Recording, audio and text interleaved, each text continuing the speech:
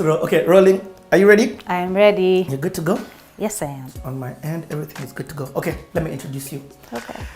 Ladies and gentlemen, boys and girls, welcome to another session of The Playhouse. And as you can see, we've got a lady.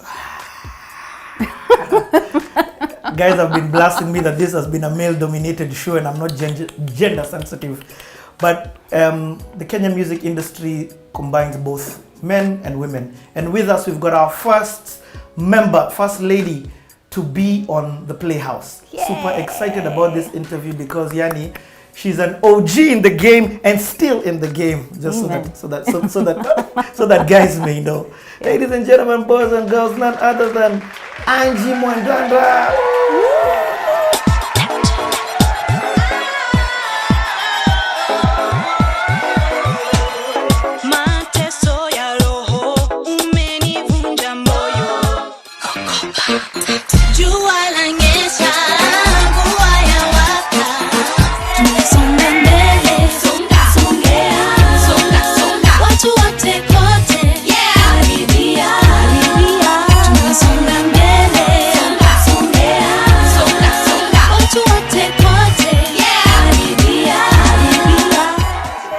Know her from Tattuu, and we're going to get there, but let's take this from the beginning. Welcome Angie to the Playhouse. Thank you for having me. Okay, I always like to ask people to, we throw this thing way back from the beginning. Okay. So, and for me the beginning is, when did the love and the passion for music start?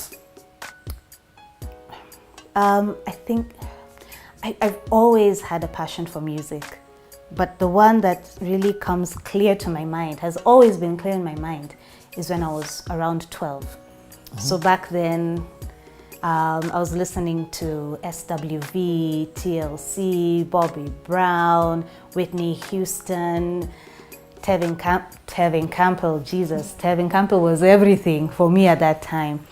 But distinctly, Whitney Houston, because around that time is when the movie Bodyguard came out. Mm-hmm. And hey, this chick was just like the muse. Like, if you even ever wanted to be a musician, she's the one who you look at, like how her demeanor, her voice, what she was able to do with her range. So the passion to aspire to be a musician was definitely Whitney Houston. And I remember when I was a kid, I would go to, after you come from school and you're forced to go and shower, and the kids say to go and shower, me used to run and shower, because the acoustics of the bathroom is the place where you now start rehearsing. You stay, you're not even showering. Mm-hmm. To be honest, I was just there for one hour until my folks are knocking, hello, madam. And I would rehearse her songs over and over again. I had a notebook where you, on the cassette, you rewind it and then you try and cram the words, and then you try and, learn her, all her tricks about how she used to carry the high notes and the low notes. So around that time is when everything just began for me. I knew I loved music. I didn't think I wanted to be a musician. I just knew it was a thing that you love, like the way you love swimming, or, you love watching movies. So now that I had rehearsed I Will Always Love You a gazillion times, I decided it would let me floss for a friend of mine in school. So I sang for her. What school are you at this time? I was in Lavington Primary. Mm-hmm. So I sang it for one of my really close friends, and she was like, "Hey, you can sing." I'm like, "Yeah, but it never registered to me that no one else can sing. I just thought singing is a thing that all of us can do. It's only that me now, I've rehearsed mine, so now she can hear it." Mm-hmm. I just thought it was everybody is born with this gift. So now how she started to tell other people that, hey, this chick can really sing, definitely not but she certainly, I don't want to go and start a tipandisiang myself, but I know I had rehearsed it and I really wanted to sound like her. The problem was with me is that I was very, anxiety shy. Mm-hmm. I could not sing in front of people.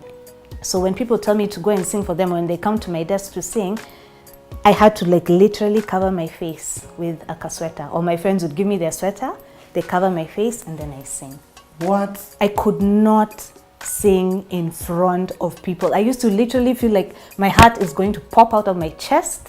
I was shaking, but the desire to sing was almost like an internal battle, like this chick wants to sing, but there was something inside me that was, I don't know if it's fear, I don't know, I'm not a psychologist, but there was something that really hindered me.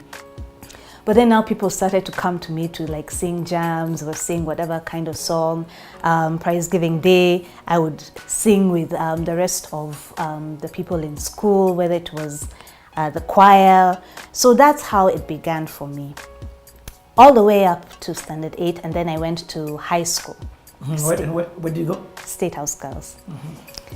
And more or less the same story. Somehow, I think when you start making friends, you start like flossing on like the kind of gifts and talents you might have. So I sang for my desk mate, she sang for me, and we found out that two of us are actually, we could be musicians. I don't know how the word spread, but then it almost went exactly how it did in primary school. So of course, when you're a mono, you're called by a fourth former. You're thinking, okay, I'm pretty sure I haven't done anything wrong, but I already knew there's that hazing cafes where you are mono and they're fourth formers. So I used to get called to cops' rooms, and they would tell me, you're Angela Mwandanda. I hear you can sing, please sing for us. And you're in a room full of, like, there were how many? There were 8 cops. And you sing for them. You're like, I was like the jukebox for cops in that era. You go, you're called to a room after preps, you sing for them, whatever songs you want to sing. But that's cool. Didn't that make them your friends in a sense? They're not chaparing you. That was their way of monolizing. You see, for me, I was still very, very, very shy. So for me, it was monolizing as far as I was concerned, because so if you want me to sing for you, so you just be my friend. Don't call me in the middle of the night when I should be swatching and to come and sing for you. Now the problem is it wasn't really a problem, but in Form 1 I got saved. And you know how religion is, eh? So now you're saved. I was feeling like I can't be singing To Me I Will Always Love You. I Will Always Love You songs. I have nothing. And I have nothing. But the only 2 Christian jams I knew was Yes, Jesus Loves Me, but the Whitney Houston version. That was the only one I knew. I didn't know any other Christian song. She hadn't released The Preachers. Remember that song? Yes, I remember. I think she did with Denzel. With Denzel Washington, yes. But by then, I was just like, okay, now I have to like undo all the secular music I have in my heart and only sing for people Jesus songs. So I remember there was one third former who would like try and teach me like nice gospel jams that I could sing, because now I'm being called to sing in different things, but now I can't be singing I'll Always Love You. Like where were you being called to sing? Why? Where? Well, apart from cops' rooms, I joined the music choir. So apart from being in the choir, there was an opportunity to do a trio. And it was me and this third former, her name was Shiro. She and I, and Fenagitu's elder sister, Maggie Gitu. Wow. Let me tell you. Phenomenal. Yeah, phenomenal sister. Maggie Gitu had the voice of an opera. Even today, I don't know if wherever you find her, but her voice was, I've never heard anything like it in my life. So for music festivals, the 3 of us did a trio, and I think we came into 3rd or 2nd place. So, I mean, very gradually, I was known as Angie, that chick who sings. Because I guess there were other Angies and people needed to be defined by either you play sports or, So I became that chick who sings. But the problem was still for me is that I was very shy. If I was not singing with people, then I was very paralyzed, like crippled. Or if I was not singing in the shower, like I would sing in the shower in high school. And then you find people coming out of the shower like, wow, you chick, you can really sing. And I'm just there like, thanks. Thanks for appreciating me. But now when you put me in front of people, it was such a battle that I had to fight throughout, like all the way from primary, all the way from high school. But I knew I loved to sing completely. But still, it wasn't a career move for me. It was just a thing that I loved to do. And more so because of the fear I had, I never really thought of it as something that I could take seriously. So in fourth form, we joined what was then the Interact Club. And our brother's school was Upper Hill.